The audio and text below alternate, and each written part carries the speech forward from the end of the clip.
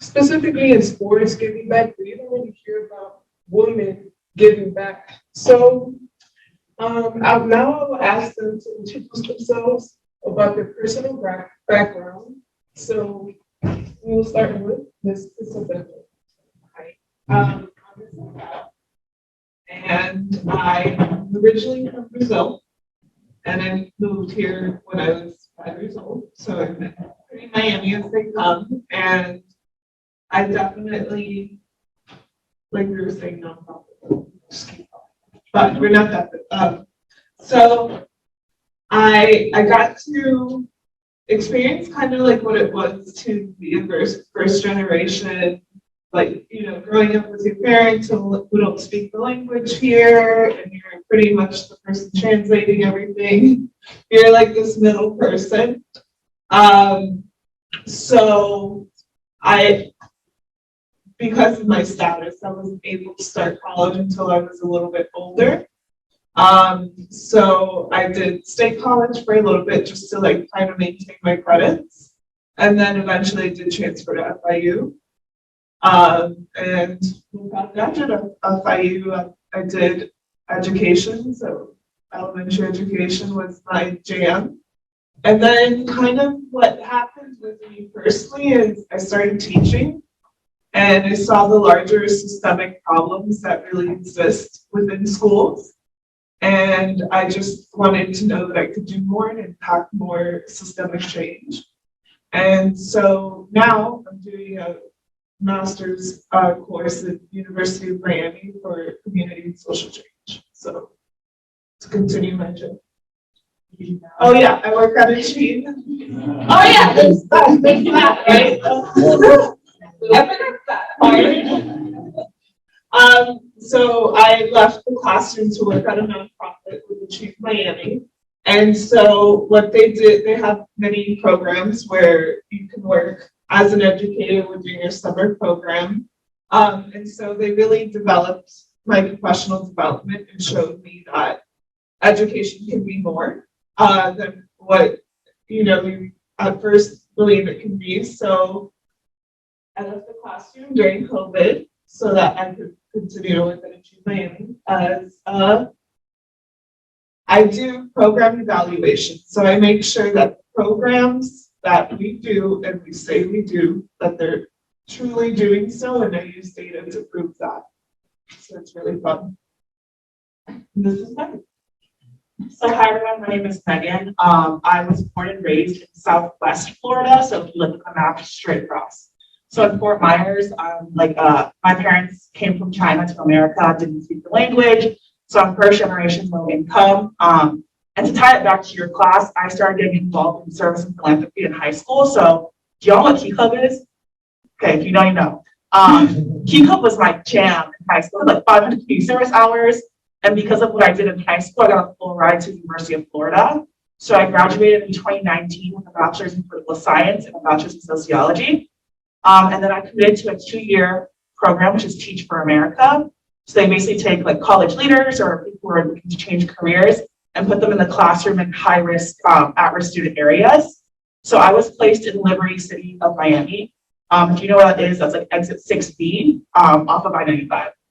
Very like high poverty levels, low criminalization.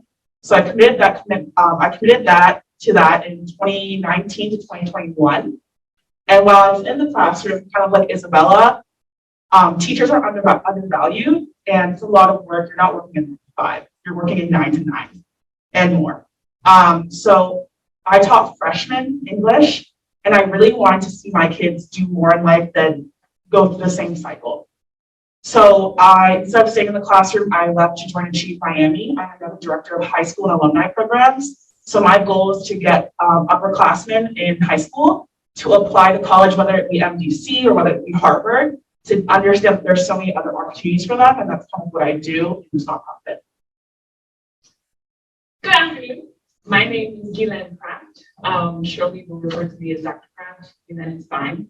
I have a bit of a different story. I was born in DC, but raised in Port-au-Prince, Haiti, and Miami. I did AT&T in Miami. Went on to college at Fort Union University in Tallahassee. Majored in social work, Social workers are born, we are not made. Graduated early after also becoming a member of the March 100, if you know anything about Florida and Black college bands. Went on to get my master's at Washington University in St. Louis, which at the time was the top social work program in the country. Left WashU in St. Louis and moved back to Maryland. I wanted to get to know what my family was about in Maryland, because both of my parents went to school in DC. Ended up after a couple of years starting the doctoral program at Catholic University of America. You do not have to take theology at the graduate level. I was adamant about that. That wasn't what I wanted to do. Was fortunate enough to earn my doctorate in 2010 from Catholic University, and really have done a little bit of everything in the world of social work that most people don't know is available in the world of social work. I have worked in nonprofits at the frontline level as a vocational counselor with adults with brain injuries, neurological deficits, and learning disabilities. I have worked at a national nonprofit level. I was being groomed as the deputy executive director to become the executive director before the organization folded due to funding, which is typically what happens in nonprofits. Left the nonprofit world and went to academia. And I was research associate at Howard University in DC for a bit. Left Howard and went to the private sector. As a social worker, I went to the private sector to do research and evaluation. I nearly doubled my salary from Howard University to the private sector for research and evaluation that social work fully prepared me for. I want you to hear that. They're shaking their heads because they know social work fully prepared me to work in the private sector in research and evaluation. I left the private sector, increased my salary a bit more to work for the federal government doing research and evaluation. So I've worked in the Substance Abuse and Mental Health Services Administration, and I've worked in the District of Columbia courts doing research and evaluation.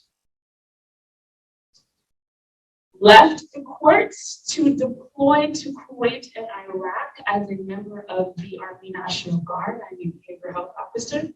So I did a deployment in Kuwait and Iraq, providing direct services as a licensed clinician to soldiers while we were abroad, which we call in theater, and then came back home and provided services to their families, as well as I'm National Guard, so we're weekend warriors, 1 weekend a month, 2 weeks a year. And so I am an Army veteran. In addition to that, it has its benefits. I chose to do it because it paid off student loans. There are always very creative ways to make happen whatever you want to have happen. I moved back to South Florida in 2019 to begin the family business. While I was in Iraq, my brother was killed in Haiti. My oldest brother was killed in Haiti. He had started a business, and I had always wanted my own school. So I moved back home to start the family business, merging my dream with his electrical engineering dream. And I actually have a for-profit business right now that is doing community service, giving back to our community all the time. And so I want to make that link for you because we put together what we call neighborhood chats, and we provide information, do virtual panel discussions. We do the things that we think Black and Brown communities specifically, while also embracing all of our brothers and sisters about what we need to do to help us all thrive, to be successful, and to experience prosperity and abundance in this life. Thank you.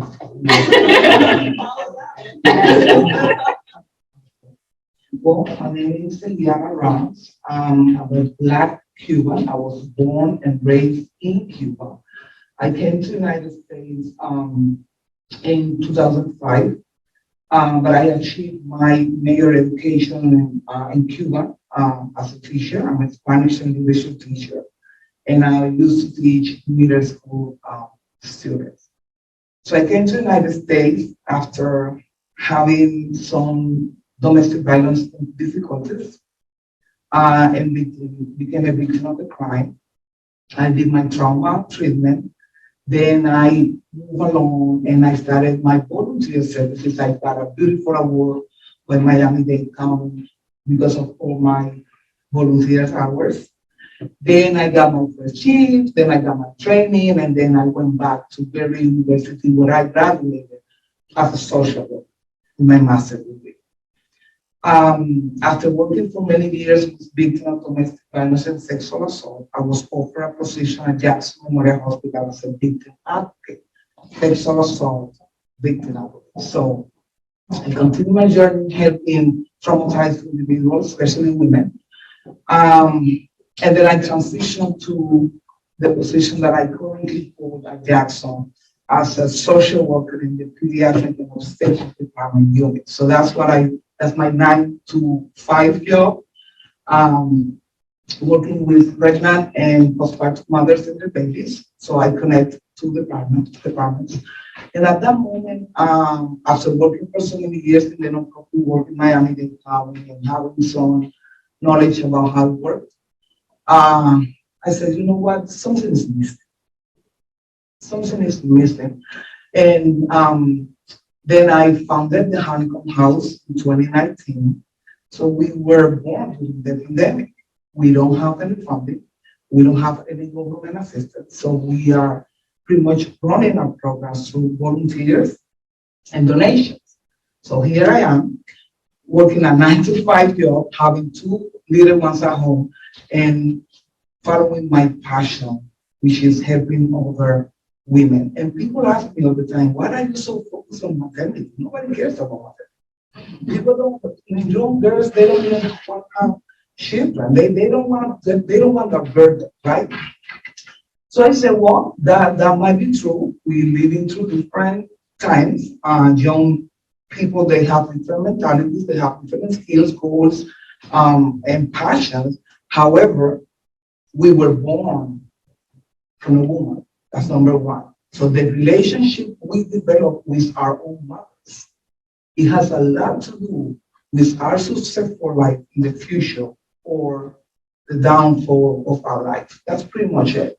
That caring bonding that we're supposed to have with our mothers, that mothers supposed to have with their babies, that support, that love and care, if it's missing through whatever reason, it can be poverty, it can be lack of social support, it can be lack of family support, whatever situation may be. Some people like have moved from one place to the other and they are trying to adjust to those acculturation issues. All that can affect maternity and postpartum care. So if we're not focused on that perspective, putting our bodies and mind and souls together, at least for this period of time, it's going to have an impact in all of us. That's why I'm here today, to share with you my challenges and also to inspire you to continue looking for your goals and fighting for them. It's not going to be easy.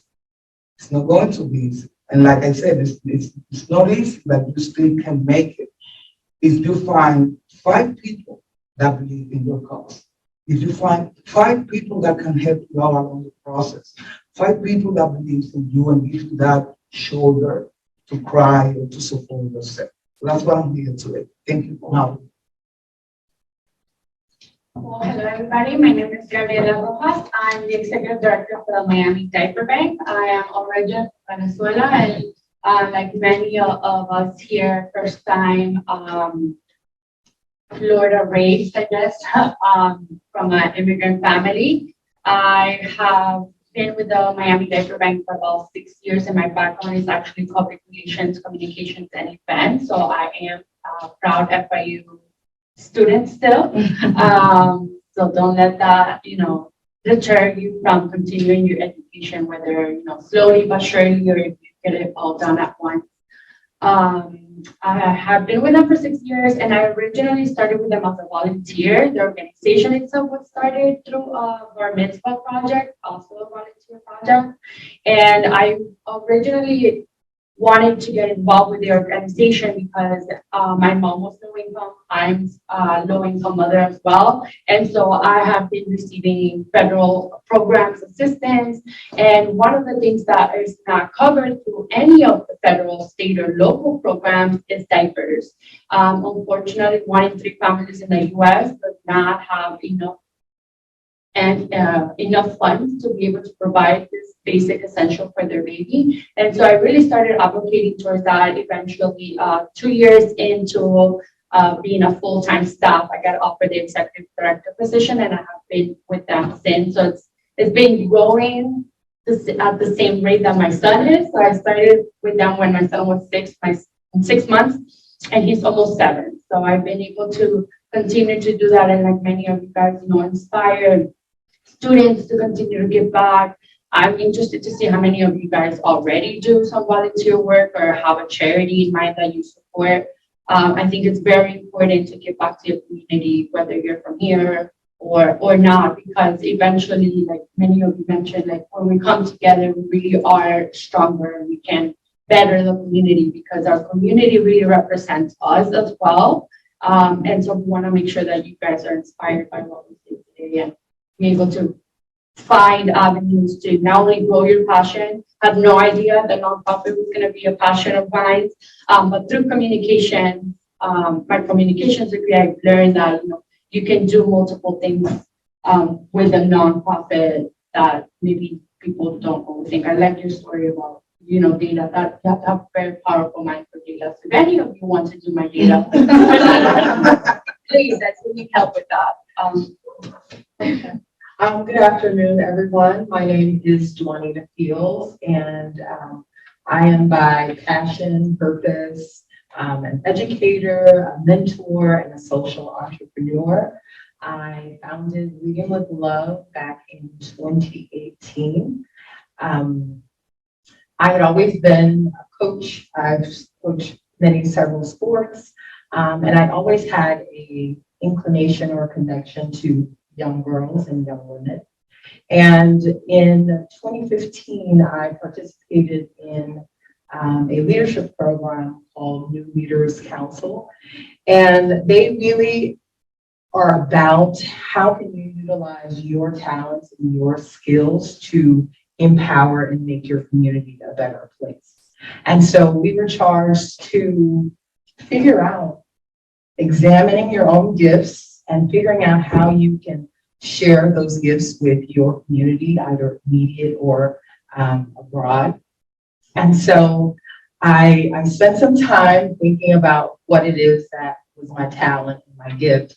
And it led me to, I'm also an educator. So I'm a teacher by profession, in addition to all those other things that I mentioned. And I always had a connection with girls. And so I remember I had taken a trip to visit a friend, and her mom has a farm in Costa Rica. And I'm originally from Miami, low income community, inner city. I got a scholarship to attend private school here in Miami. I got a scholarship to attend college. And so I said to myself, wouldn't this be an amazing experience to offer girls from communities just like myself, low communities, and be able to share this experience with them? And so from that moment, I received, I kind of call it greater guidance that, that was what I was destined to do. And so when I got back to Miami, I sat down for several weeks, many weeks, and I wrote down my 5-year strategic plan. I started talking to friends to see, who, really believes in what it is that I'm doing. It's great when you believe in yourself, but when you have a team of supporters, it's so much easier to accomplish your goals. And so I leaned on a few friends, and I had them on my board. And so here we are, 2022. We have led workshops with over 270 girls throughout Miami-Dade and Broward County. We led our first cohort of young girls to Costa Rica, where I originally envisioned the concept for the organization. And so what we do is during the year, we provide leadership development, we provide mentorship training, as well as our cultural immersion experiences for our girls. And so I just hope to grow that. Shirley, is one of my global love leaders and an opportunity to travel with us. And I'm so honored that you would invite me here to speak with all of you. Also, what university did you go to? I got my bachelor's at Howard University in Washington, D.C., and then I received my MBA in international business at Nova Southeastern University. Maybe some questions or,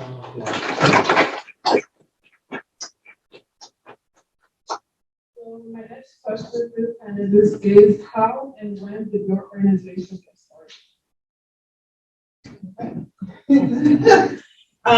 So Achieve Miami started in 2015, and it started with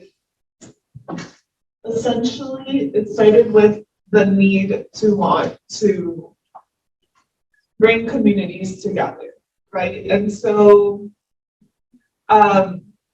essentially as we see in Miami, there's so many different parts of Miami. And so what we really wanted to do was serve as the bridge for all of us. So for our Achieve Saturday program, it's essentially, there's big buddy volunteers, high school students, and they get to come to schools throughout Miami-Dade, and they get to volunteer and read with our little buddies. So they get to connect and take a book home to students, and there's a lot of connections from students throughout the weekend.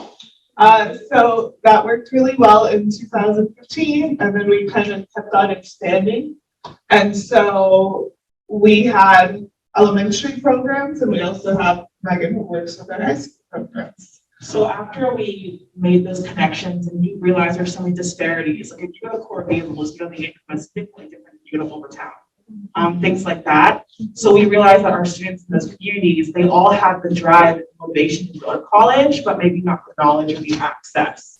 So that's what happened with our high school program. We developed 9 schools, typically inner city schools with at-risk populations, where we hand select students to be a part of our college readiness cohort. So we have about 150 this year, and we walk them through intensively that college readiness process, just so, like I mentioned earlier, they can break that cycle of poverty or education levels. That's a little bit else. So VuTech started a little bit differently. As I mentioned, my brother had started his version of VuTech was entirely about electrical engineering, installing solar panels, creating networks, and those kinds of things. That actually started in Haiti in 2014. VuTech stateside launched June 2020. And that's when, at that point, with the blessing of my parents and my other brother, combined the two, and we launched in 2020 with Neighborhood Chat, which is our give back to the community. So Neighborhood Chat was the first time we had any public facing anything, and we started with our community service and then grew from there. How and why, or how and when. So that was the when. The how was just making the decision to do it, frankly. It was, I moved down in 2019.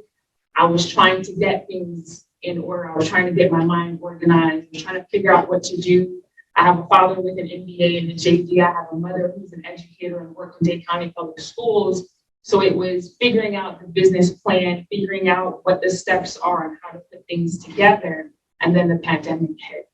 And actually, just before the pandemic hit, or at the very beginning of the pandemic, we decided we need to do something for ourselves. And so that's when we decided we're going to put our efforts into Neighborhood Chat and allow Neighborhood Chat to drive what we're going to do from that point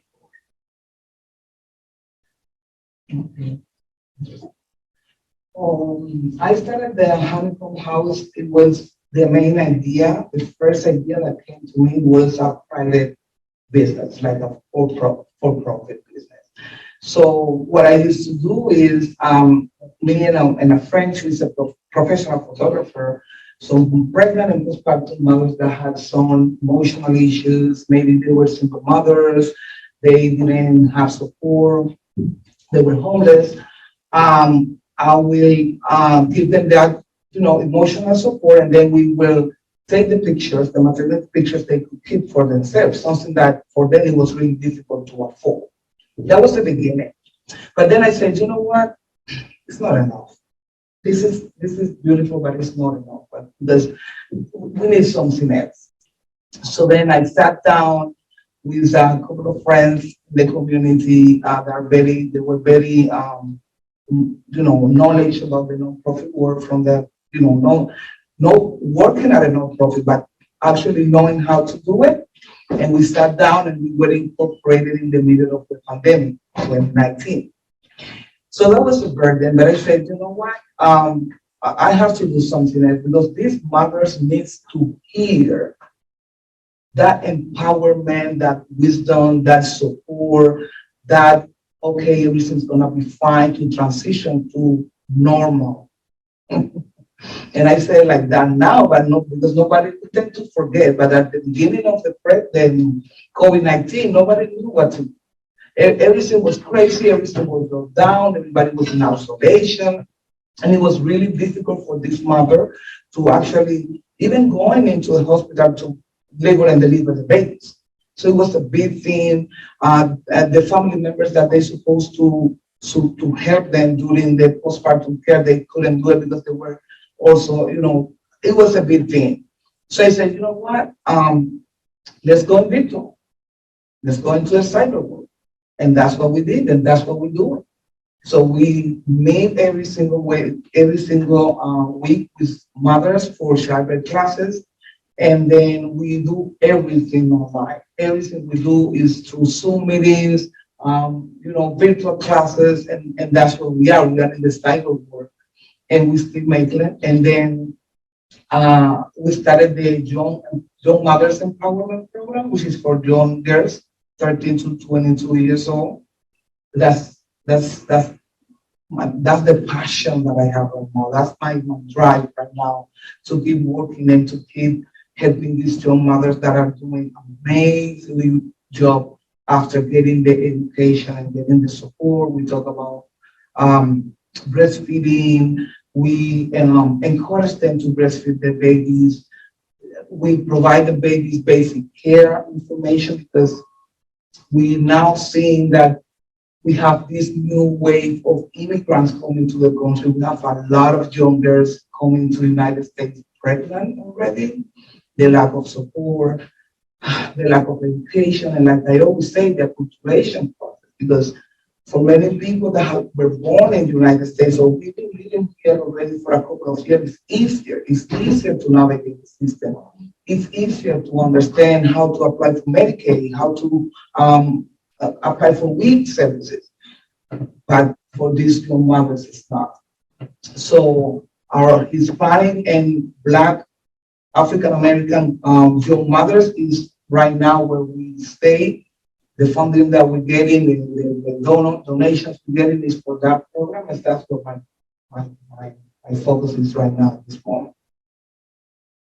I do a little disclaimer because with the programs week and that you say easier, but that doesn't mean it's easy for someone that's here. I live here, I speak the language, I know what they're asking for, and that's still a very hard process to get through. So imagine for people that are not from here, that are not familiar. So when we say easier, it's not that easy. Easier, right? Because we speak the language, but it's still a very robust process, and it's a very hard process to go through. How and why? So our organization actually, we're going to tie it back into philanthropy because our organization was actually started in 2013. As I mentioned, at the Bar Mitzvah project. So this young man, he was a man, right? He was a boy actually, 13-year-old at the time. He was looking to do community service hours, and after about Mitzvah, you have to have a project that's an ongoing project. It's not just a one thing that you go and you do and you're done.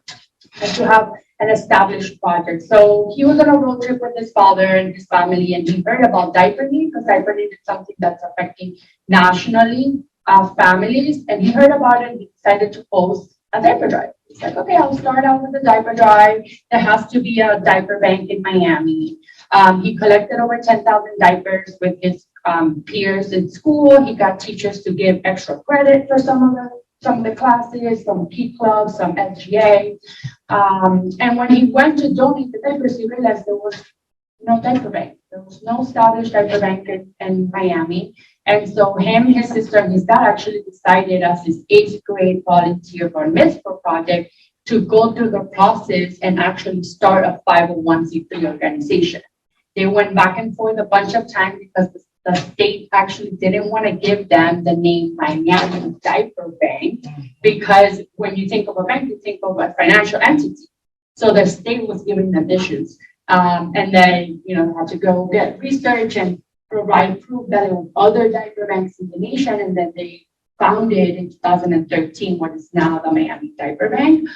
We serve 6 counties, and we obviously focus in Miami-Dade, and we expanded after Hurricane Irma, and I'll talk a little bit more about that after. But it was a service project. All of our organizations, we only have 2 staff, so everybody else is volunteer. We're a very grassroots organization. So I've mentioned a little that I started Leading the Blood back in 2018. Our program is 3 areas of focus. Our first area is mentorship.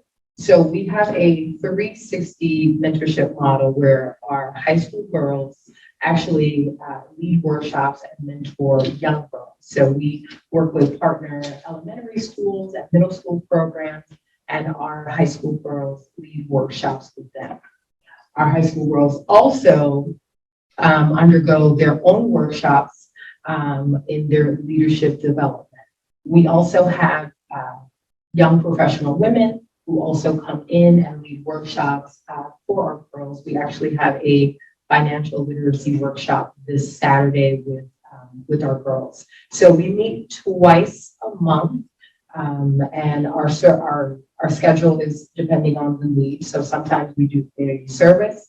Last month we went out to an island off of Key Biscayne, and we did an island cleanup.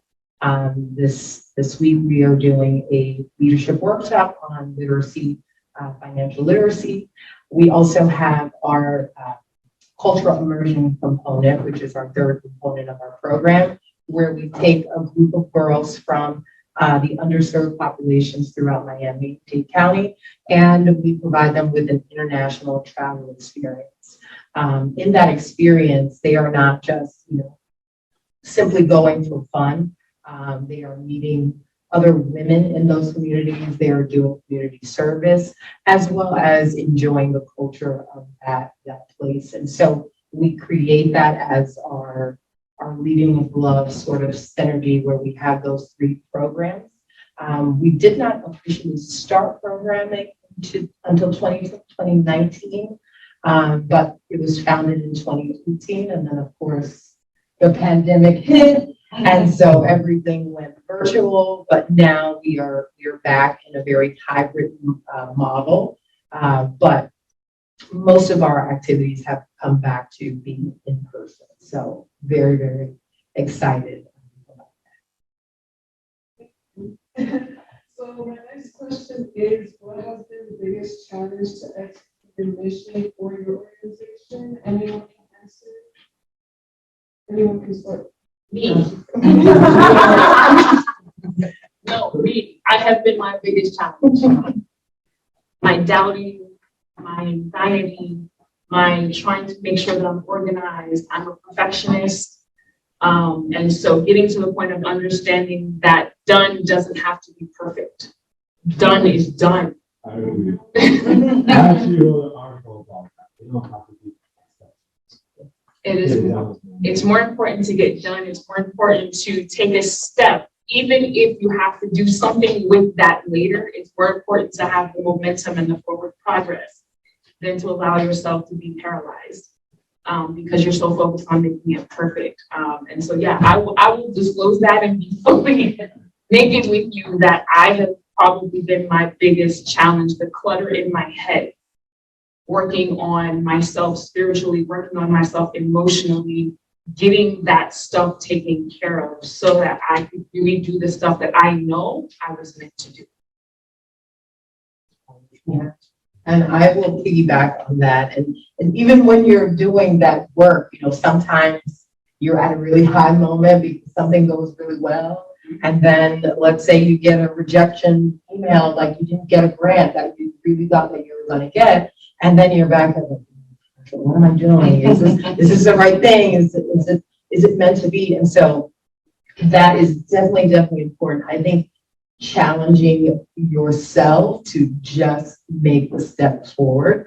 I started reading Will Smith's book, and he was just like one brick at a time. Just take it one day at a time, and eventually you'll realize that you're 30 steps ahead of where you began. And although you may have started with maybe one step or two steps, that is part of the process. And nonprofit entrepreneurship, that's what it is. It's a lot of self-encouragement and really believing in yourself. I know for me, another struggle is sustainability. How do you continue to live out your cause and your mission without the funding that you need to provide these services? These services, these diapers, this treatment, this therapy it's not free. And so how do you create either revenues of income where you can make money for your nonprofit, or finding new donors, or continuing to get those same donors? Because you may get $5,000 for someone this year, but maybe next year they're not about women. Maybe next year they're about science, and the year after that maybe they want to invest in art. And so just really finding the way to make your organization very sustainable it's a challenge. And so especially my organization, we have no paid staff. Everyone is volunteer. I heard you. I work 9 to 5. I have 3 boys, and running a nonprofit. And so it's a lot to manage. But if you believe in your mission and you believe that it is worth it to improve your community in that way, and maybe not thinking about numbers, maybe you're not going to reach 1 million students, but maybe that one person, you can change the trajectory of their lives and take that as an important give back to the community. So, Yeah, definitely. I would say that my biggest challenges are time and organizational skills. It's really hard. I'm not going to vent on you, but I have to share with you because you guys are students now, and at some point you might need to find out a full-time job or a part-time job, and you still have that legacy that you're going to leave, or that goal that you would like to reach. It's difficult. It's difficult. I have a full caseload at a hospital setting. So, and then I work from home Wednesday and Thursdays, where I do my virtual meetings, and I have 2 daughters, young girls at home that they need assistance with everything. They need my time, they need mommy all the time. And then my daughter's getting into a Zoom meeting. And I'm like, it's difficult. It's difficult, and it's very hard for me to manage time. Sometimes it takes me 24 hours to answer an email. And it takes me sometimes 48 hours to answer a phone call. And yes, that's exactly. But but I need to share with you because they see us and they might believe, they're young, they're adults, they know how to do it. No, it's hard for us as well. And sometimes it's even harder. Because when you have a young kid at home that needs you, they need you. So it needs a lot of balance. And that's what I try to do with my life. Since the Honeycomb, I gained 20 pounds. Okay? No, for sure, 20 pounds. But I try to do balance. So when I leave the hospital, everything has been done. So I try to give my patients and my clients the best I can at that particular moment. So when I turn my back, I gave everything from my heart and I help them the best way possible. Because we don't have all the answers. because we don't have all the resources. That's a big lie. Because sometimes we don't know what to do. Because sometimes we need to call somebody else and say, listen, I'm lost.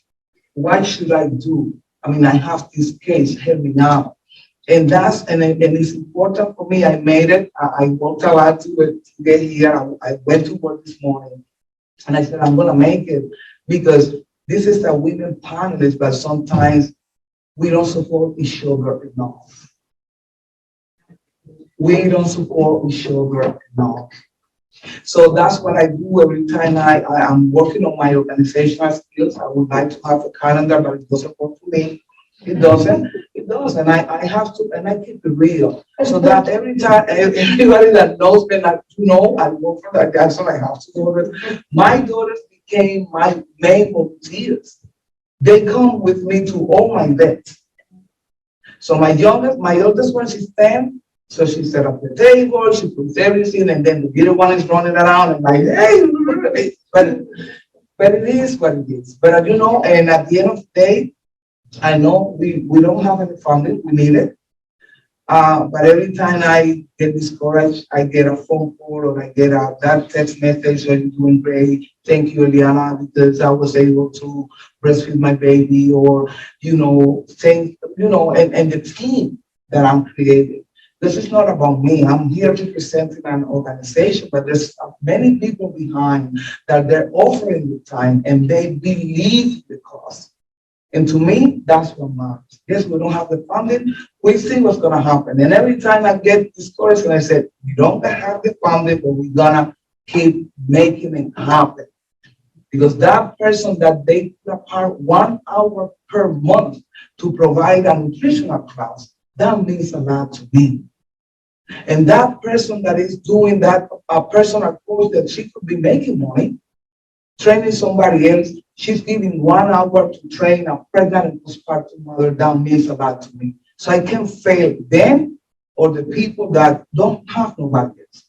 So yes, time and organizational skills. So I need help. I didn't go. I didn't completely change at the same time. I'm not a parent. I was in this classroom, not this one, but like in college 3 years ago. So I feel like I'm still a child. So I feel like I'm in a different space.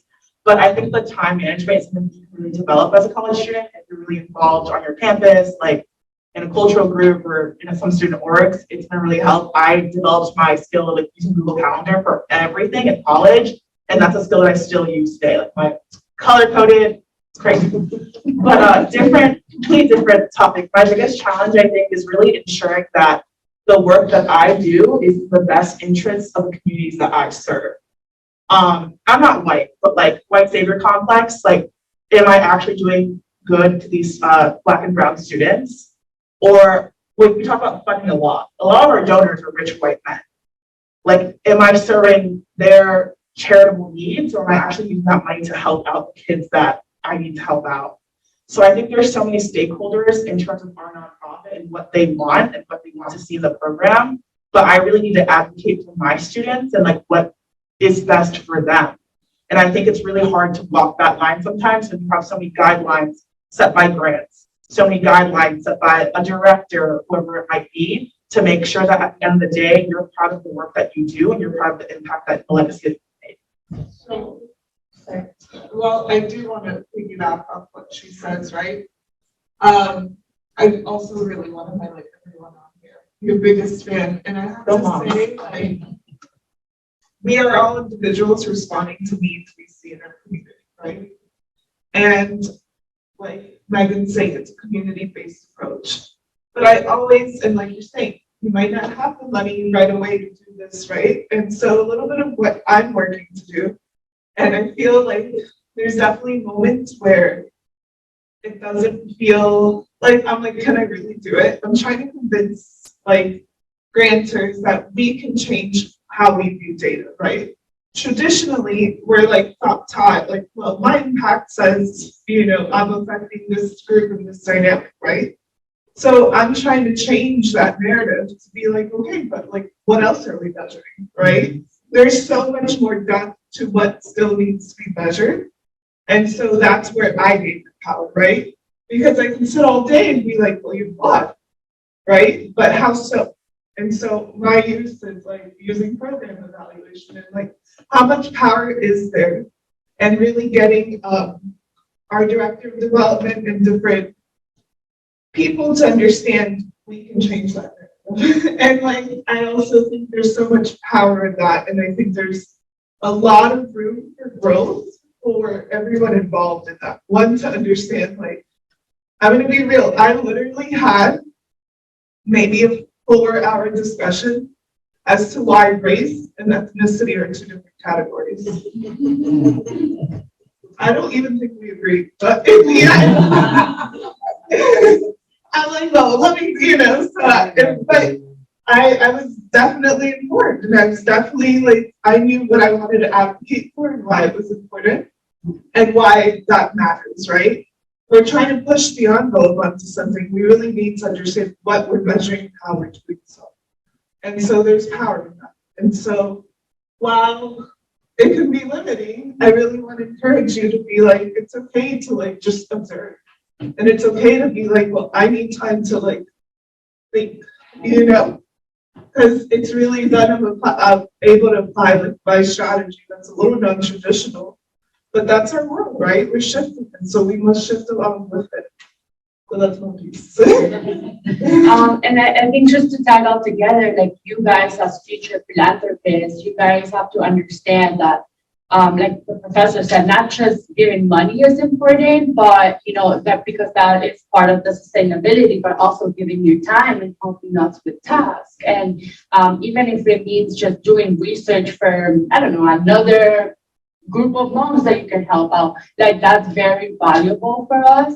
And like as future philanthropists and current philanthropists, I think it's very important for you guys to, I think us as nonprofit, we know what we need, but then the donor comes in and says, no, I want my money to go to this, right? For a nonprofit, like you have to understand as philanthropists that your funding can't always be limited to what you want, but also allow the nonprofit to be able to do the work and allocate your funding, right, or your support to where they need it most. Because a lot of philanthropists, like the older white men who have been in philanthropy forever, they tell you, hey, no, like my money is only going to go to, for us, for example, to only purchasing diapers. I don't care about nothing else but you purchasing diapers. But they don't think about the fact that we also need staff to buy those diapers, staff to sort the diapers, staff to give out the diapers, right? What marketing materials do we need to create to be able to reach the family? What kind of things we need for the program that are maybe overhead or admin, but those different channels that we know within the nonprofit, we know what we need. So as philanthropists, we have to start shifting our mind from, I want my money only to go to this, but have a conversation with the people you want to help and the organizations that you want to help and see where they need it, if it fits with your impact, it fits with your legacy, and also being flexible with the ways that you approach them and the ways that you find meaning to their program, because for us, some people are like, oh, it's just a diaper, it's fine, but it really affects so many different aspects of someone's life. Just like a nutrition program, people might be like, oh, they're just getting facts about food. Like, no, you don't know if the family has access to these foods. So after the nutritional program, right, what else can you as philanthropists help us subside to these families? So just, I always say this, like, let's try to shift that mentality away from, this is where my money is going, and being more open and more susceptible to like helping the causes that we want to help, right? Especially after the pandemic. Especially after the pandemic. And if I could add something for the sustainability piece, part of my role here is as a for-profit philanthropist. Right? And so I want you to understand that you can still do philanthropy from a for-profit perspective. You don't have to be in a nonprofit. Understand that we will have our own nonprofit. We already have our 501c3. We're just not doing anything with it just yet because we need funding to do it. But we're not waiting for that funding to begin to give back to our community. Right, so we're finding ways to do that. And so I do want you to think about that you don't have to come from a low income. I wasn't born into low income. I'm not saying it, there's nothing wrong with it. I happen to have been born into middle class on both sides of my family. I'm grateful for that. But I also had instilled in me, it is necessary for me to give back to the community. And so I want you to understand that even from a for-profit perspective, you can give back to the community in the way that is meaningful for you. Because the mission for VuTech is to change the world by changing one.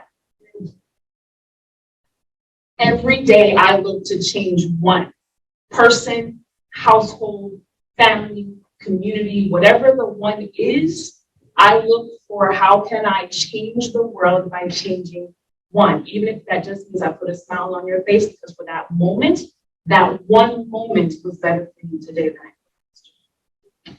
And I look for a mentor. You gotta have a mentor.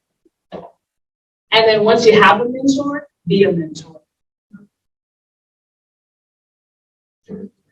Before we pass to the next, I like to give an encouragement piece to this young, beautiful people that I have in front of me, because working for a non-profit organization for many years, small, medium-sized to a big non-profit organization, which is Jackson Memorial Hospital. I have to encourage people to donate to new organizations. And I'm saying this as to why. The ones, the non-profits are there that are the big sharks, the one that everybody knows about, you know, they have resources throughout the year. That doesn't mean they're the best one, though. I have to be honest, I have to say it. But they are the well-known non-profit organizations. They get all the funding. Oh. I'm sorry? Yes, all the fun. Yes. And then it happens to be that during the pandemic in Miami-Dade County, we have over 20 new organizations that are doing an amazing, fantastic job. I can mention you a couple of them that they're on the field doing what they said they were going to do. But guess what? They don't have any funding, because all the funding is going to this person and this organization. I'm not going to mention them. This big organization is getting all the money or the grants or the funding, and this new young organization is amazingly doing what amazing job out there. I'm not talking about my organization. I'm talking others organizations, and they don't get any funding because the big ones, they eat the small ones. So if you ever have the opportunity to work with nonprofit organizations and do this philanthropy work, search, investigate, research about new organizations and what are they doing in the community. Because that's the ones, in my opinion, not because I'm having this experience, that's the one I will support. The other ones have been there for the longest.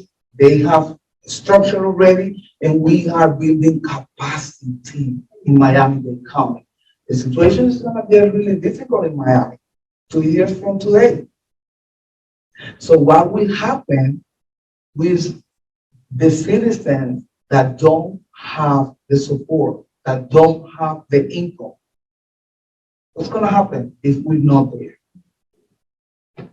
I want to definitely step into a lecture about why a community-based approach is the most empowering and like. But I do really want us to understand the nonprofits in these regions are responding to the need that exists, right? And so I really struggle with NGOs that tell you what it is you need without like the community saying, like they're responding to what there are gaps, right? Historically, there could have been a gap years ago on something, and I could still work towards something, right? But these are NGOs that are responding to things that are happening today. And like she's saying, we will see the fallout. Because the truth is, this is something they've observed and they've seen, and it's part of that capacity building, right? They want to have that sustainability within their own community in order to empower themselves, right? So how can we hand them the mic and help them, elevate them. It's not so much about us, it's more about responding to what they actually are needing. Thank you. I also wanted to add that I volunteered with the Chief Miami. I was a big buddy for about 4 years. And I'm still coming back to them because they have been providing mentors. And I've been a mentee to other students. And with Dr. Kraft, she was my mentor as well during the pandemic, transitioning, finding a way on how to organize myself, how to find the right time management, and as well as Ms. Fields. She was my high school teacher, mentor. And she took me to Costa Rica. I have never traveled outside the United States, specifically Florida, by myself. And it was a very good experience. And without these great organizations, I would have probably not been in this position, because each person that you meet in your life, they help you get one step closer to your goal and to what you're meant to do. So thank you.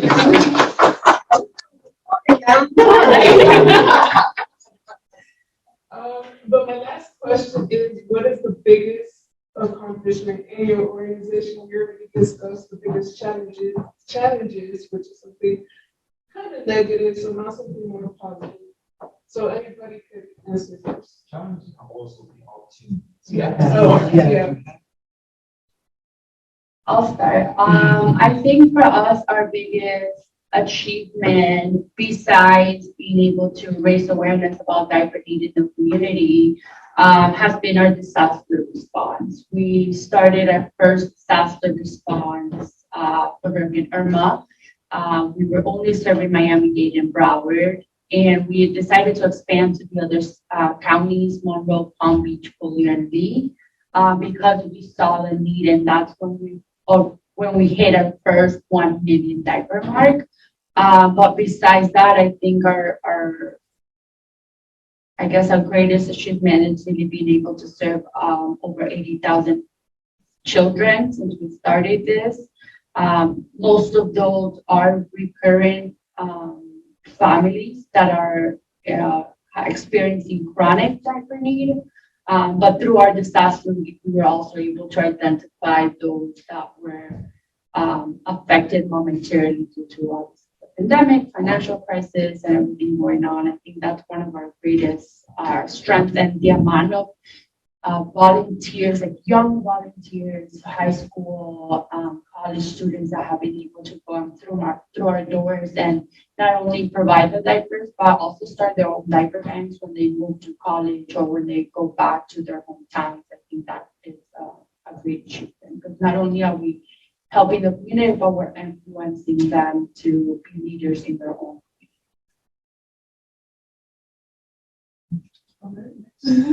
Y'all, I'm gonna say two. Well, one is like my personal goal. And so a little bit of what we do, we work with the Miami Foundation for a program, an initiative called Miami Connected. The digital divide is a big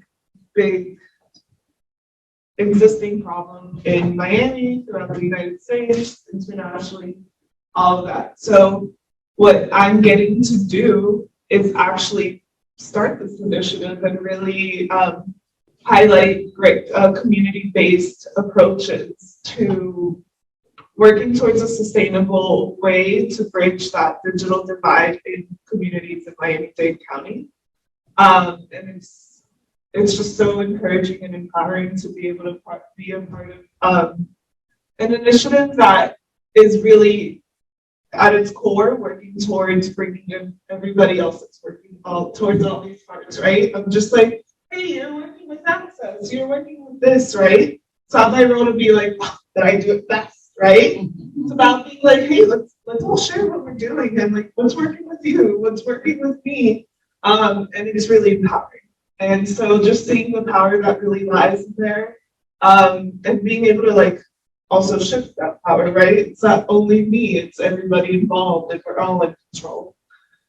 So that's my personal. And then I have to say, like, on the achieve end, so it's also great that achieve was like, this at its core isn't a direct way to impact our students, right? I'm not being like, oh, you have to learn this, right? But understanding that this plays a role in all of our students' lives. And then having students like you being like, yes, I'm a product of Achieve. Like, I went through all these programming. So I've been there long enough now where I've seen a student graduate from a 5th grade program in elementary and kind of go into the high school. So it's just like really cool to see the whole like full impact, and hopefully that high school student will continue and be part of our alumni. So it's just really empowering to see like, oh, it does that. I'll ask that on the high school side, because we have an 8 Yeah. program. So it's like very different. So for me, I think the biggest accomplishment that I've seen is just really seeing students tap into their potential. We run a summer program at 6 weeks, and the students come in like taking the ACT, getting tutoring.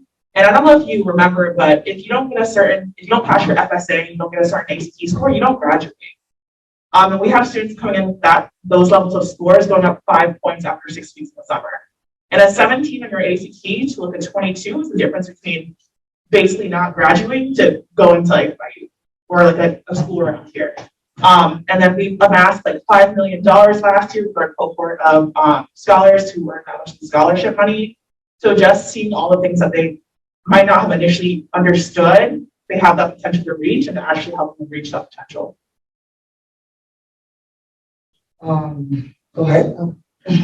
So for our organization, being able to impact and lead workshops with over 270 girls throughout Miami-Dade and Broward County is a very big deal for us. We have provided over 10 paid internships for high school girls through a partnership with a community partner in New York. And then being able to take our first cohort of young ladies to travel outside of the United States. So, that was sort of the mission. And so when it actually happened, I'm not going to say guess how long it took to actually happen. We won't blame it on, we'll blame it on the pandemic, but actually taking our girls in 2021 was a huge accomplishment. And then this year we're taking our second cohort of girls out of the country. So, big responsibility. Yes, That is definitely a big achievement. Okay, I would say that the biggest achievement that we have accomplished as organization within 2019 to 2022, okay, is we were able to add new programs to our organization. We started the Mommy and Me Fit program. We started last month the massage therapy program. All those programs, like I said, is spiritual. So we teach mothers how to massage themselves to reduce anxiety, depression, and release toxins, and getting ready for labor and delivery and postpartum care, and massage their babies as well.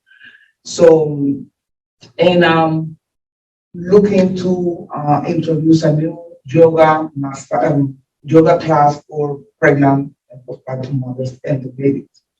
So that's one of the biggest achievements. And the one that really, stays in my heart is to see these young girls, 14, 15, 16 years old, doing so amazingly well with their children, going back to school, being able to graduate from high school and continue with their English classes and continue struggling to make it happen and to have a better future for them and their children. So I'm including a leadership component of the program where they can become mentors of other teenagers in the community in our programs. So they can see that it's difficult, but they still can be helpful. I see 3. The main one I see is that we're still here. 3 years later, we're still here. and many small businesses, including nonprofits, and that will fold within 3 to 5 years. That we're still here and I can see, I can feel, and I can see proof of my emotional health improving since the first day. So for me, that's huge because without my emotional health, the rest of it doesn't matter. Without my physical health, the rest of it doesn't matter. So that's fun. With Neighborhood Chat, we're in our 3rd season, which will be our 2nd full season. And we switched our format. So now we're putting out 15 minutes or less podcasts as opposed to doing an hour-long panel discussion once a month. And February is the start of our season to have women who are old enough to be my mother, and probably the oldest one, won't get into that. Let's just say I graduated from high school in 96, which is why I say I'm probably right. No. What are you saying?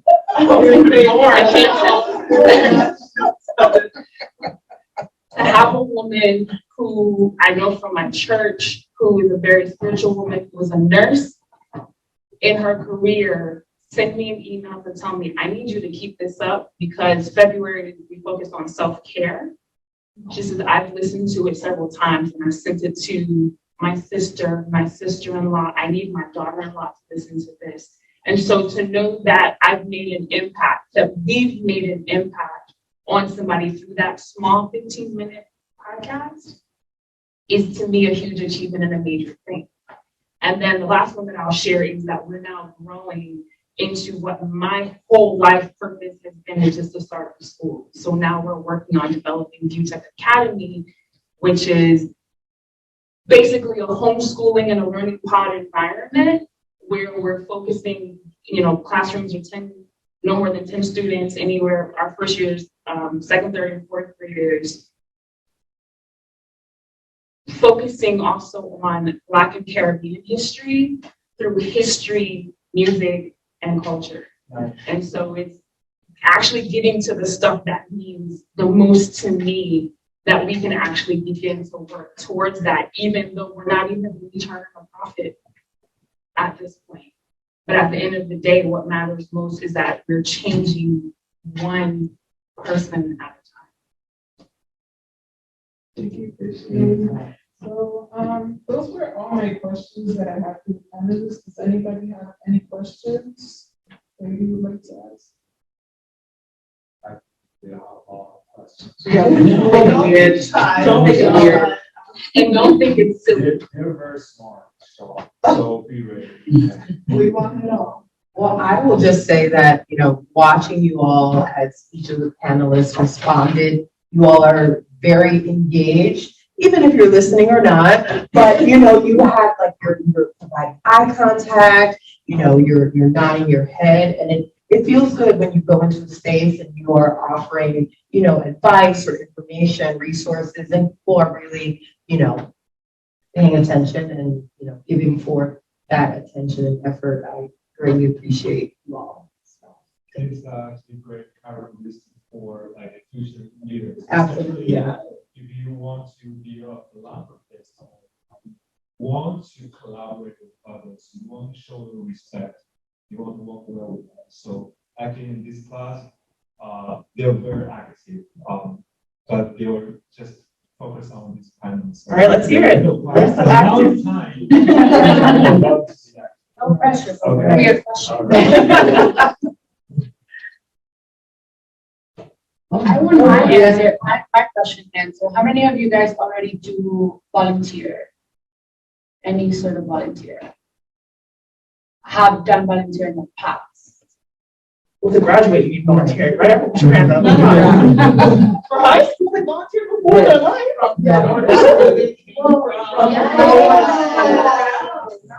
From Florida school. Think about what you learned the past few weeks. I think you will make questions you want to learn from the real world. What are your anyone can answer, but like, what are your biggest goals in 5 years that you would like to achieve? I know, like you said, you're at school, but like anyone else? I want to change. I want to rebrand. We are right now with the Miami Diaper Bank. I want to rebrand the South Florida Diaper Bank because philanthropists are very county-centric in Florida. So if they're from Miami, they only want to give to Miami nonprofits. If they're from Palm Beach, they only want to give to Palm Beach nonprofits. So that's a huge challenge for us within the next 5 years. I think rebranding and trying to be more inclusive of all the counties that we serve. Keep the bank, right? Keep the bank word. Yeah, South Florida Diaper Bank. Yeah. So, for us is we're looking forward to become the first Miami-Dade County Young Mothers Empowerment Program, like focusing on teen pregnancy mothers. I got you, girl. Actually, and we actually work with home centers. Yes, I do too. I do too, but more focus on the educational component. We're gonna educate holistically, correct, holistically, from a holistic perspective to these young mothers. So that's my focus. Thank you. Yeah. For me, it's expansion, being able to reach more girls, provide more resources to our participants, our young girls, our young leaders, and expanding to other counties as well and other states. So that's more of a 5-10 year plan, not necessarily in 5 years. We're reaching 4 years now, but definitely in the near future. Within the next 10 years. I'll answer on a personal level. So my company already knows, but my organization, I'm leaving in the fall to go back to school full time.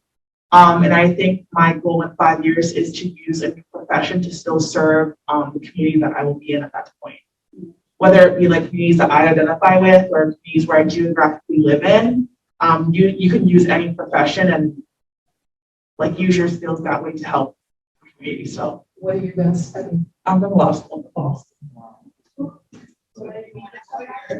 Oh, please don't. Please don't.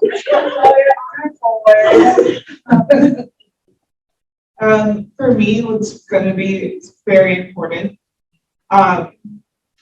So Achieve went from being functioned and worked by 2 people, which how most nonprofits, sorry, you're seeing the bird. And so I really want to systemize things to like where it works, where you understand, like Megan as the director of high school programs, she's aware of her data, how many students and all of these things in order to empower what she does. For me, I still feel like I've just begun. And so now I'm like, oh, I have the key, I'm gonna get there, right? So I wanna make sure everyone around me understands how you could utilize these components of the program to be even better at what we do. So I really just want to make that happen. So while we are starting the school, I want to own our land.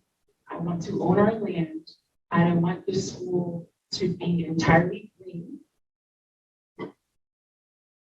And I want it to be made out of containers. Container building on the land that we own, free and clear, with solar glass windows, everything in the classroom is green, and the kids are growing the garden that they can take produce home in if they so choose, and the rest of it we'll share with our staff. Nice.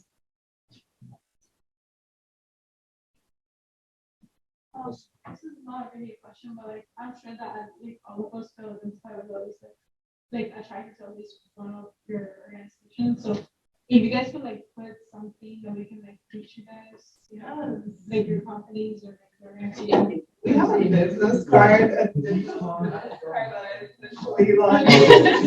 So, I upload all your files. Oh, there you go. In the cameras. I don't know if you can find. Because spring break just over, so I don't know. And feel free to connect them on LinkedIn, right? So Please connect. connect with them. Yeah, 500 plus, just saying. I don't know. Well, not to be an overachiever. So we are actually very proud that this is one of our very first marketing pieces, but I do have a community service workbook, which helps you guys identify projects, not just for the Miami Diaper Bank, but any projects that you want to help in the community. And it helps you kind of track your community service project, what you would need to do, whether you do it with us or whether you do it with another nonprofit. And then it gives you just kind of feedback on how to raise awareness as well. So you guys are more than welcome to take these. Did you design that? We did not. We actually worked with a designer who donated her time. She's a very powerful philanthropist.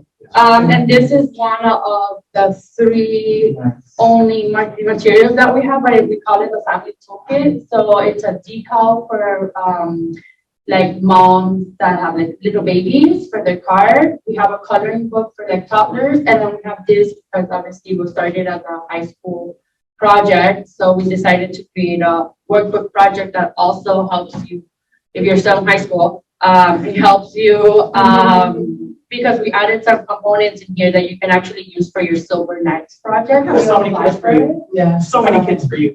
Yeah, awesome.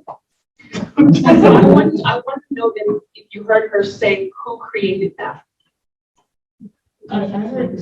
Say that again? No. Not the organization. The booklet.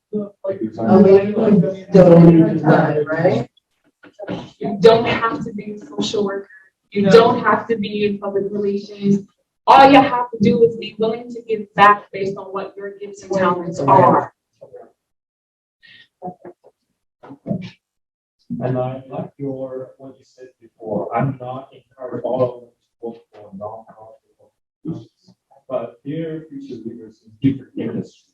They could be corporate, some of them study business, some of them computer science, but they can be future corporate leaders. But they should have the mindset that giving back is very important.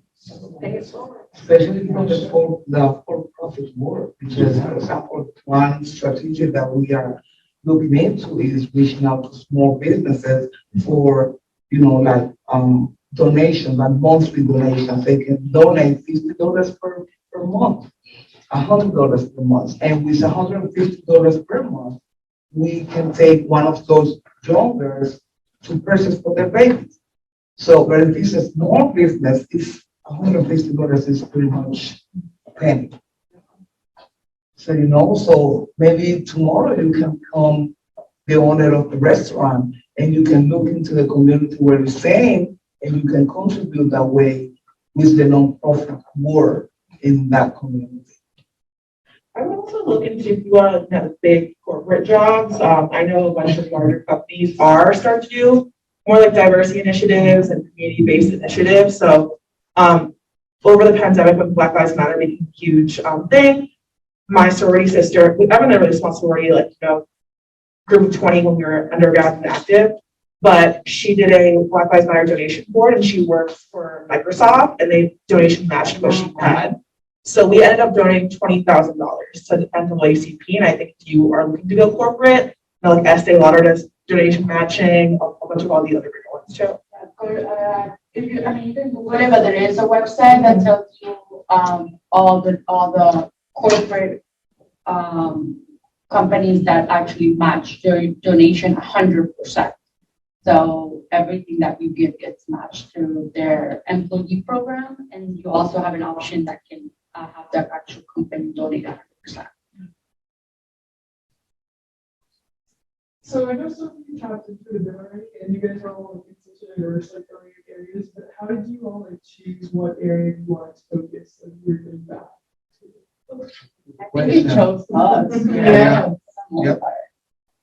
I'm in public relations, and I've always been like, I want to do food, and my minors in hospitality, and I've never saw myself. Then I had a baby, and you're like, how do I help? How do I help all the moms? And what's my talent? Communication. So I run their social media. That's actually how I started. And so I got a volunteer running their social media, and now I'm on there. Shirley wrote to me on social media, and I'm like, oh, perfect. But it's really just, it comes to you, and whatever passion you have, it might not be like a corporate, like data-driven job, but again, you can volunteer somewhere and your talent will become your passion, your talent. I will say for me, it wasn't like a, oh my God, this is my passion. Like, I think I'm still starting to like, develop what I want to do in my life. I hope I'm still relatively young for all of you. But like I said, in high school, I was really involved with volunteering. It started with that. And then I got like a scholarship to go to a college that I wouldn't have been able to afford without taking out loans. And looking back now, had I not been given that scholarship for first generation local students, I wouldn't be where I am today.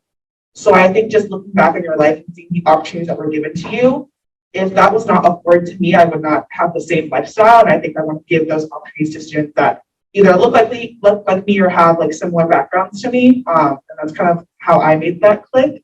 But it's not like a, this is it. Like it's just gradual. Personal experiences and you're paying attention to your own journey. Because, like I said, you're sitting here today, but then life shifts, and then you fall into love with something else. I was so focused on traumatized individuals a couple of years ago when my passion was immigrants that were victims of domestic violence and sexual assault and all that. And then eventually I changed my positions, my job positions. And then I started finding like, this is something that I love, this is something that I want to do. So paying attention to your journey, that's very important. I think that's a great point to talk about, like listening to your spirit, your inner, the universe, or whatever your guiding journey is. And I remember I had gone to one of my seniors, I went to her graduation party, and she gave me a card, and I was there, and when I left the church, I went home, and I opened up the card, and I started reading the card, and one of the last lines, she was like, "Thank you for being a mentor." I'm like, me, a mentor? I'm like a 20-something, I'm a coach. I thought I was just being her basketball coach. I would drop her off home. She was from a very similar community to me, and her mom sort of threatened that she wouldn't be able to play because she would get home so late. And so I'm like, well, I'm going that way. I will just, drop you off. And, you don't think that like a small action as like dropping someone off at home, after games and practices is a big deal. But, people are watching you. They are taking notes of what you do and what you say. And it wasn't until that moment that I realized that I was being a mentor to someone. I thought I was just being a coach. And so for me, I didn't have a lot of mentors growing up. I wish I had. I think when you have mentors, I know you mentioned, it gives you the knowledge and the resources to make better decisions so that you don't have to go back and correct those decisions later on. And so that was sort of like, it wasn't like an instantaneous, but it was like, I hear you. Okay, I hear you. I kept that. That is one of my gifts. And so I just kept that with me until the time was right to be able to develop something. I definitely didn't set out for this. I graduated from college believing that I was going to have a private practice doing adolescent secretary.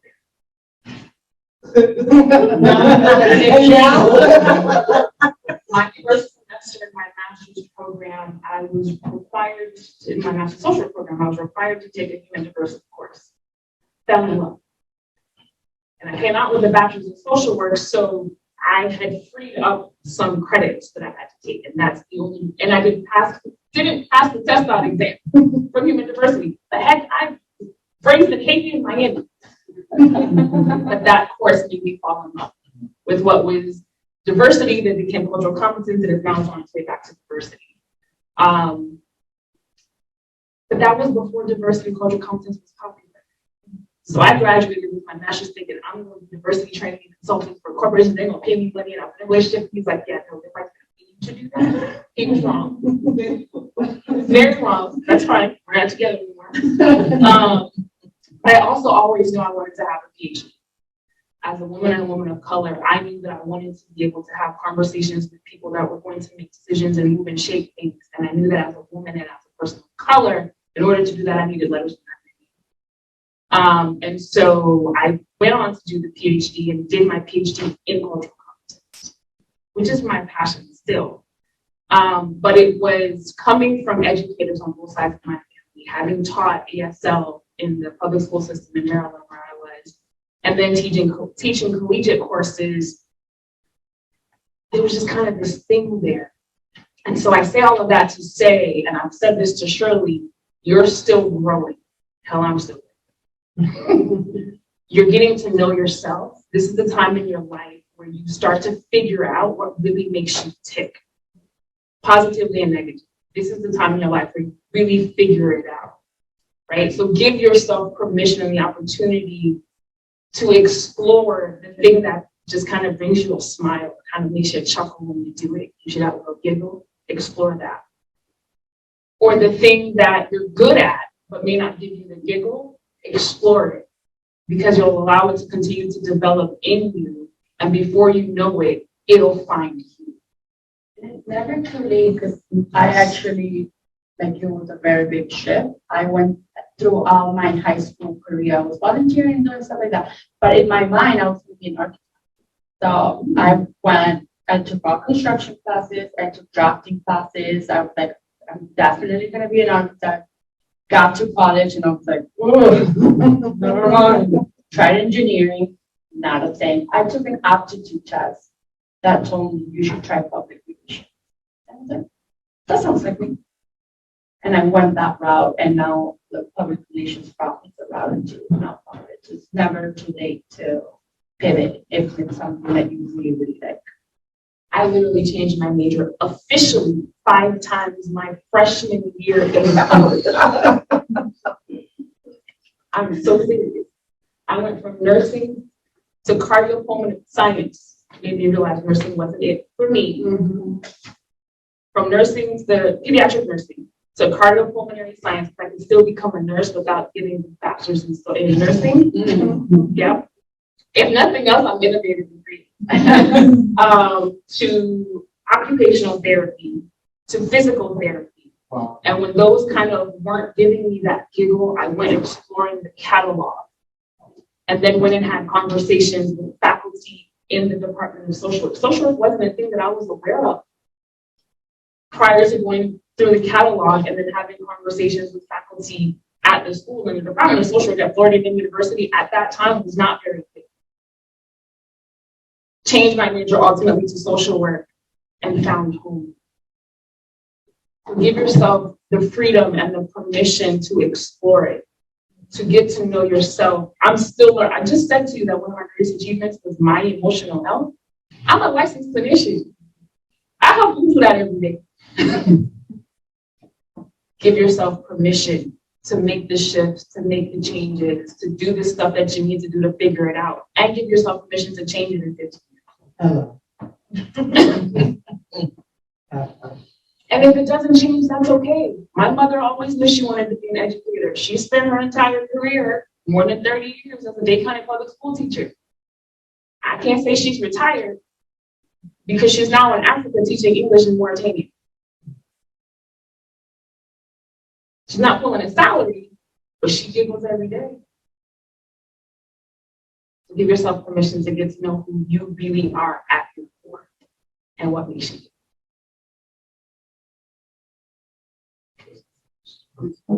Yeah. What grade level is, I don't know if grade level is the correct term. What year are you all in? Sophomore, junior?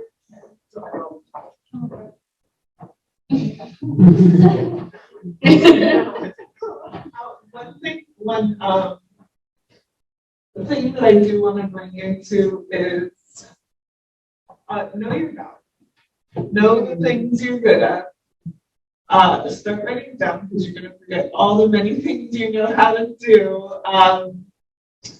And know that, honestly, I still like up to this day, I'm like, wow, people just pay you for your mind. They do. They really will. And so I really want to encourage you to know that and understand that there's so much growth and things to learn and like just trying, right? Sometimes you don't need a stick in it. Like I was in pre-med, like I was a wonderful, also I did really good. I got straight A's, but wasn't my jam. So it's just about understanding that there's so much I did learn in pre-med, things that I still apply to this day, right? And so knowing all these things and like having like this note on your phone, like, okay, I'm really good at social media, I'm really good at this, right? Because when that moment comes and someone asks you, still I'm like, what is it that I do? Like, but I do a lot. And I really, and I'm always empowered by my strength and know that you are very strong yourself. So.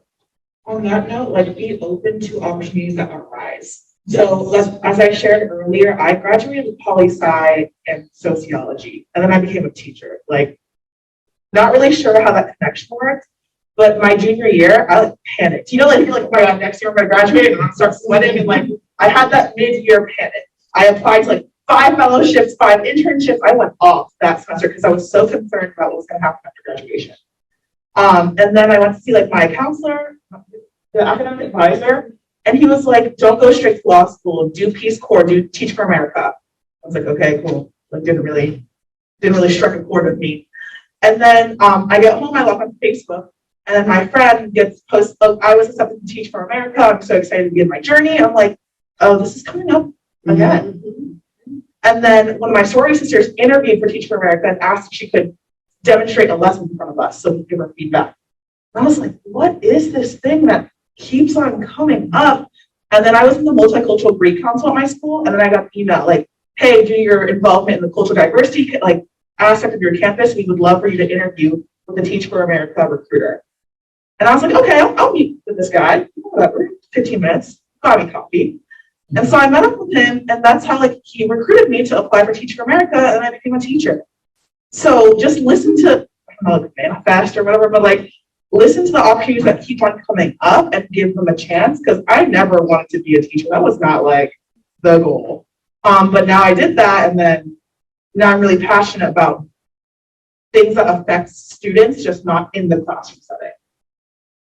What university? UF. But also recognize that there are no mistakes. Yeah. There are no mistakes in the universe. I believe there are no mistakes. And even if you think that class wasn't really on your curriculum or on the path that you thought you were going to, you're going to use that information someplace. That's going to help you at some point. There's going to be something that's going to tickle in the back of your mind at some point. She didn't understand why her activity was going to go Teach for America or Teach for that. But this experience, I'm going to bet, is also been so beneficial for what she's going to be doing in her law program and thereafter. And she doesn't even know it yet. She knows it, but she doesn't. I'll say it that way. She knows it, but she doesn't. And that's okay. Because she's giving herself permission to pull together all of those different pieces of information, put them all in her treasure chest. Because at some point, it's going to be useful for her. So there are no mistakes. Accept them all as lessons and opportunities, and just know that at some point, that's going to become important for you, even if it's just to complete that one task, to write that one grant, for that one job interview that you're on. It'll show up. It always does. It always does. It'll bring itself up.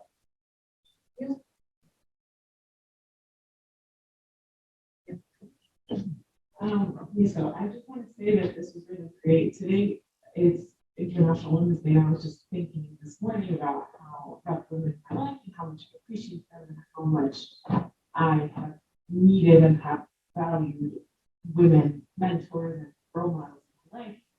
And so this was really true with us. So that was really nice. And as someone who's really young and trying to figure out what I want to do with my life, I kind of wanted to ask advice on how to deal with like doubts and fears and kind of like, you know, a lot of the time I think like, oh, I want to do this or I want to do this, I want to do something big, whatever. And then you start thinking like, oh, there's so many things that are wrong with the world, there's things that I could do. And then you're like, who am I really to do that? They said find 5 people that believe in what you believe and do one step at a time. Because at the end of the day, it's gonna get done, right? Whether it's you or somebody else, it's gonna get it, there's somebody else, or you're gonna get it done.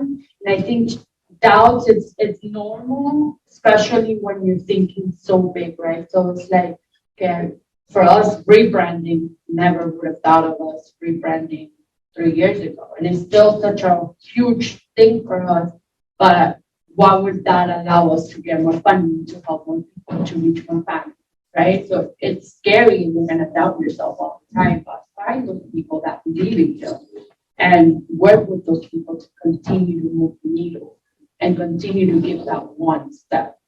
Well, I want to chime in because, you know, we as human beings, I sometimes question, God, why would you give us a brain like this? Like, why would I even have these thoughts? And it's like, you are going to, it's not going to be a straight road. It's not going to be, you know, straight up from here. Like, once you have that moment, like, I can do this.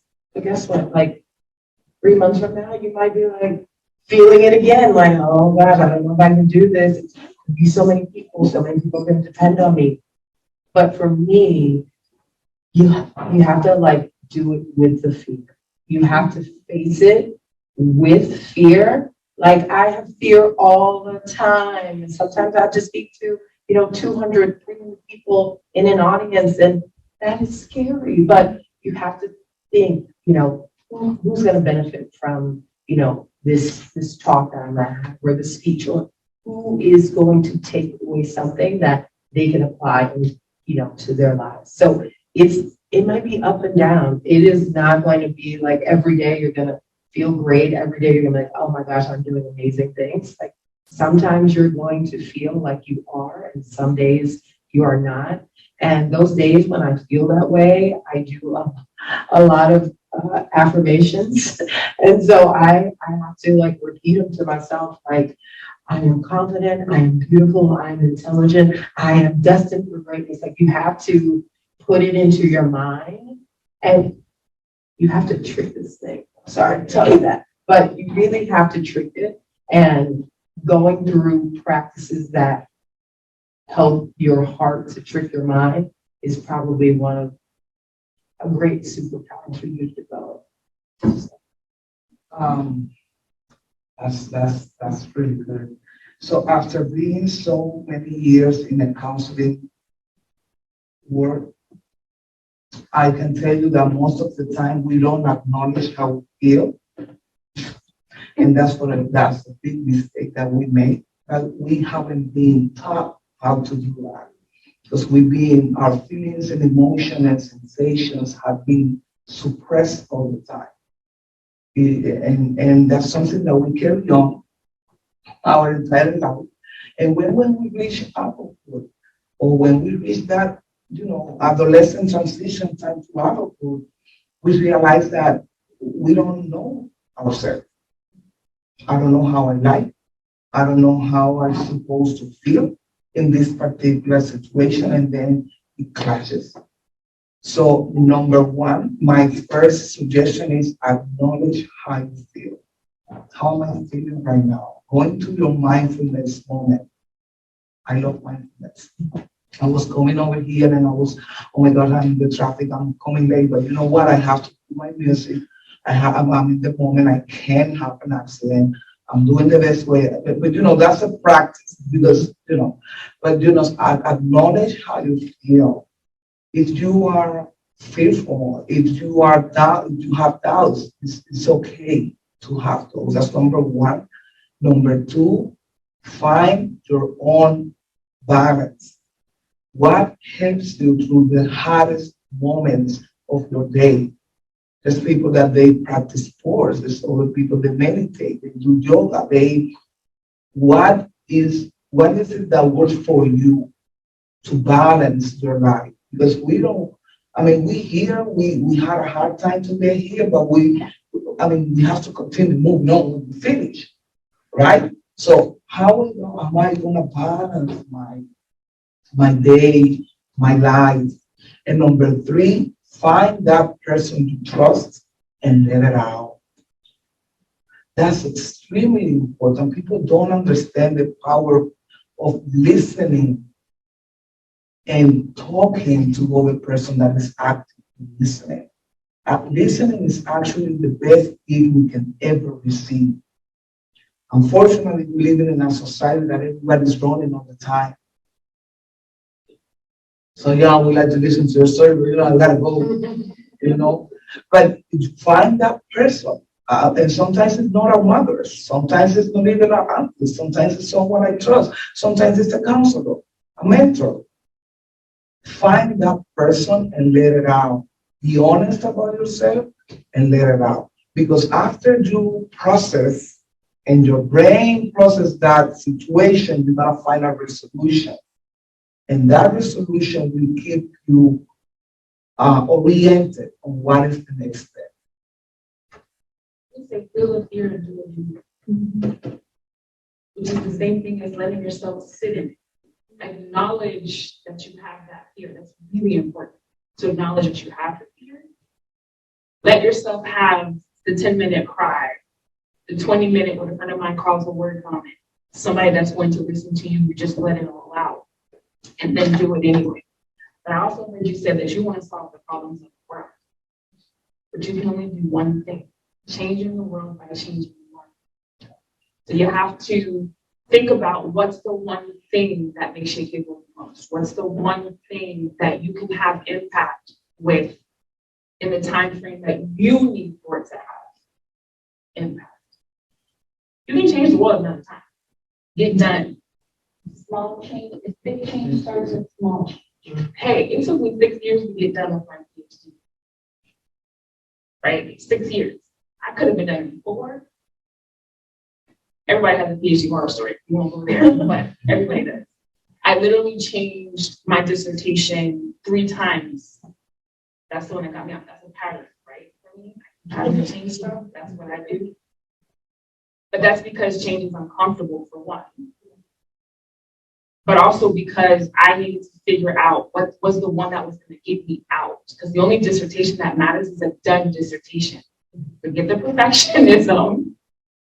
Forget the making it perfect. Forget solving the entire world's problems. What's the one that can get done? So what's the one that you feel in your gut, that you keep hearing in your ear? The AmeriCorps that keeps knocking on your door, that keeps showing up in your life. What's the one that can change the entire world? I also think, like, as a young professional, how do you know what you're capable of until you try? So you're just limiting yourself. When you open up an application, you're like, oh, I'm underqualified. You close it. How do you know you're underqualified until you try and you apply? And like, I would say what you have to do is you put an hour on the application. That's true. That's true. But granted, like, you probably would spend that hour on something else that's not productive.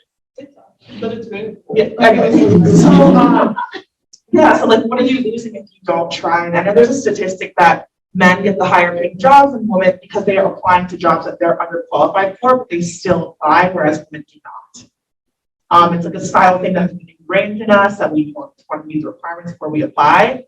But why aren't we shooting for the stars? And I think even the position I'm in was like 5 to 7 years work experience required. I've been in the workforce for 2.5 years. I didn't want to hire. So like, just try. Like my junior year binge of like apply to every single internship that I saw. I got rejected from like 8 of them, but then I landed the Teach for America thing, and then I landed internship courthouse, which were 2 things that like eventually are going to play a role in my future. So it'll work out. And I love that because I've been going through, it's challenging. I told you my biggest challenge right now is me. I told you that. So for me, starting the school with nobody that I know directly that has started a school and then has done so in the state of Florida. I've only been here just 3 years. But I'm not just doing it, but I've been going through this anxiety period, this self-doubt period, and I get a text message from Shirley. Let me tell you, Shirley's really good about every so often making sure that I'm still walking the planet. Shirley's really good about every so often hey, you crossed my mind, just wanted you to know.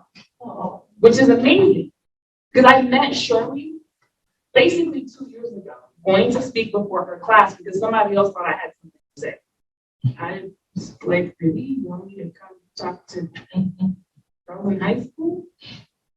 Then they asked me to come back a second time. And from there, Shirley and her best friend sent me an email like, so we would like for you to be our mentor. Who? You want who to be your what? Pandemic hit, so we did it virtually. But even Shirley sent me the text message last week. I think when I got the text message, I was on the phone with my future husband, and he was like, you're gonna say yes, right? Why would I say yes? What do I have to talk about? He's like, you're gonna say yes. You're gonna do this. I would. That one person said yes, obviously. And even on my way here, he made sure he made time to talk to me. You're like, you got it. You know what to say. You're gonna connect. You're gonna hit somebody in that class. So it's also recognizing, because one of my mentors yesterday, who I told this about yesterday, because even I knew before I wasn't telling anybody, why would I tell anybody? It doesn't matter. Except for things that line up in the universe, right? So I needed the reminder that you got to take that opportunity because then the universe is going to conspire in your favor and present more opportunities to you. I don't have a clue how that's going to happen with this, but it doesn't matter. All I had to do was be open to the one opportunity and do it with bells and whistles and a smile and know that the rest of it's going to fall.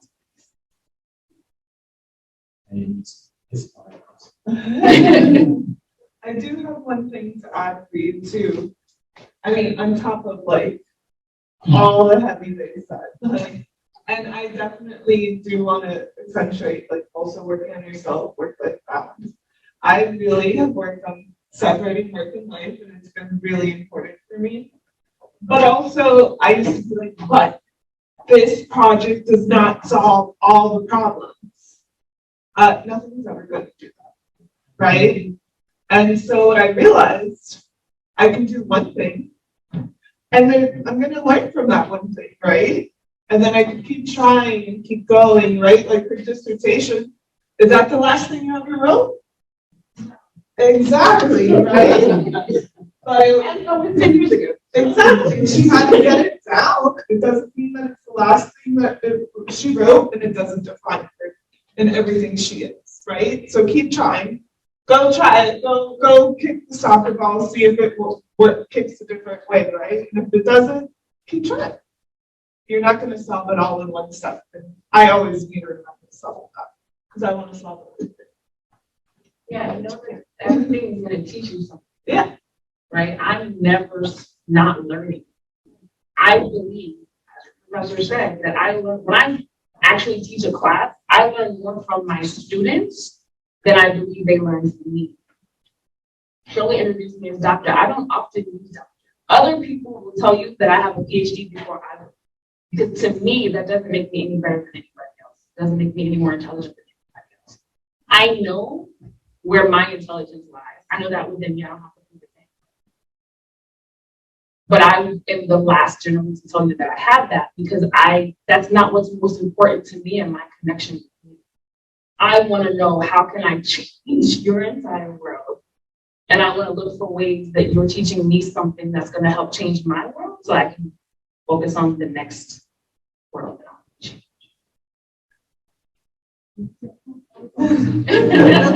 Lots of rights. Question. I just want to say how it's so crazy because, for example, let's say somebody, for example, you help a person and you're helping them in the academia area, right? But then that person's skilled the sheets and you made them, and then they can go and they can do like a beach cleanup or something like that. And you did not create directly the beach cleanup, but as you said, you're like indirectly changing the world because you're, how can I say, like a few years from the time you help somebody, they look back and they're like, oh my God, like she helped me and that made me like, I feel so grateful, let me do that. So they go and they do something else and then the person they help goes and they do something else and it's like I feel like it's a really beautiful chain of events. And even though you're focused on only one thing, that thing can affect multiple people, and it's just like a branch. You do though. Anything you do also has a causal effect. And so just remember that. Yeah, no, I can say that because like when I got here, somebody told me, and then I felt that, and then I went and did something else. So I feel like, yeah, I don't know. Shirley didn't know she was making my name when she asked me to come. Do you know what that's called? The butterfly effect. The wind from the one wing of the butterfly literally changes something in the entire world. So one small change in anything affects everything else directly and indirectly.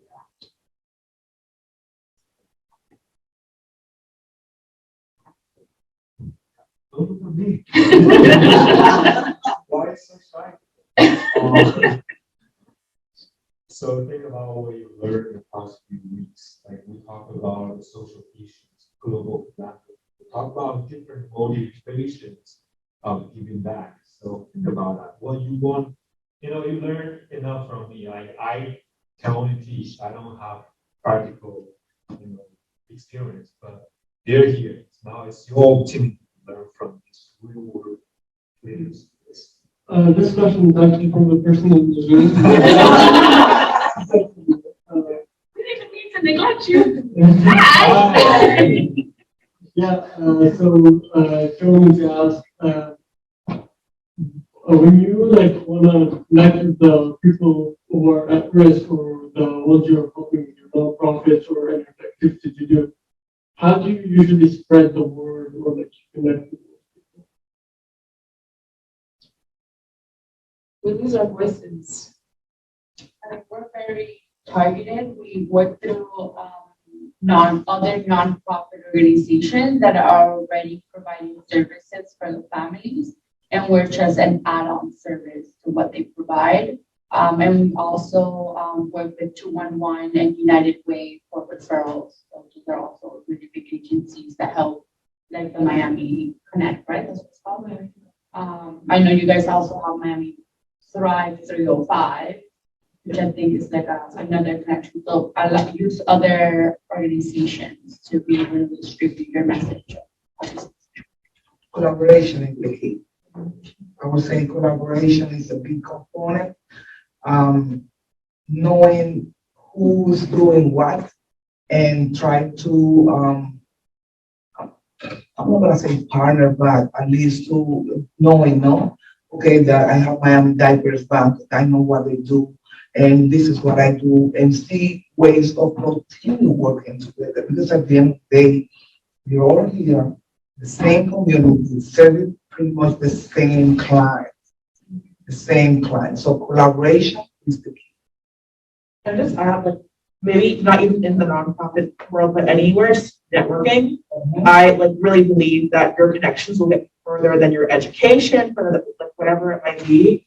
And at this age, I do feel like sometimes I'm meeting people who are super successful, have their own big businesses. I'm like, I have nothing in common with you, absolutely nothing. But at the end of the day, you still want to build those connections because you never know how they're going to design your future.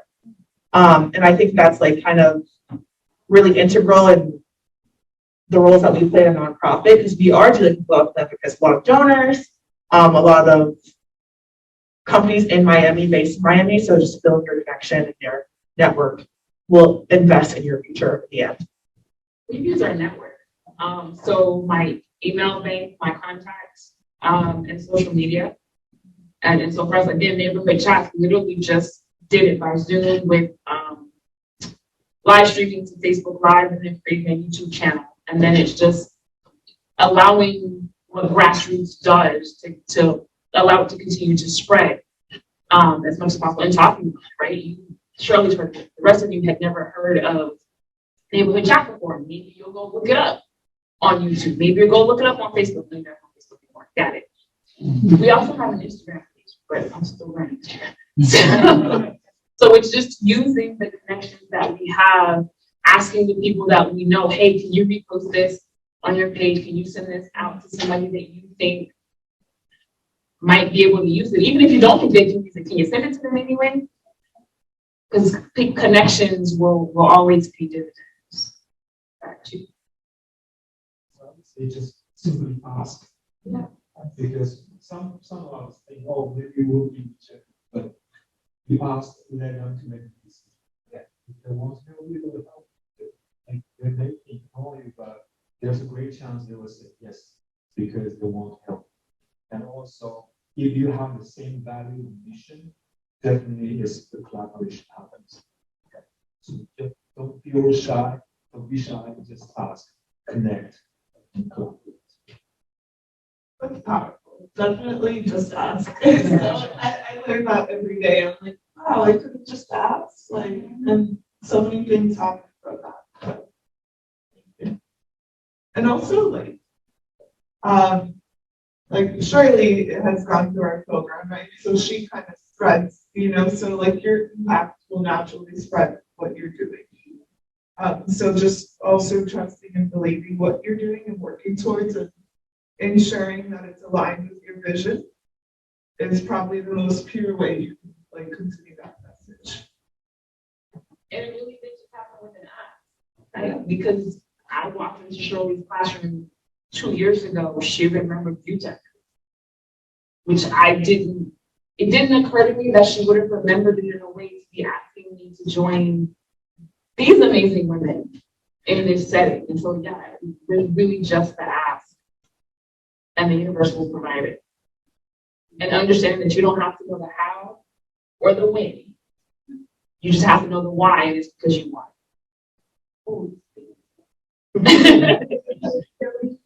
To get our warehouse, and we inaugurated yesterday. So you ask, we shall be provided. All right, it's 4:00. I want to thank you so much for being here. Happy International Women's Day, and on this special day, we're so lucky to have you share experience and knowledge. And I'm pretty sure we'll all connect the collaboration stuff. Okay, in the future, I definitely want to invite you to my future class, each of you. And I know you will be in school. Thank you so much.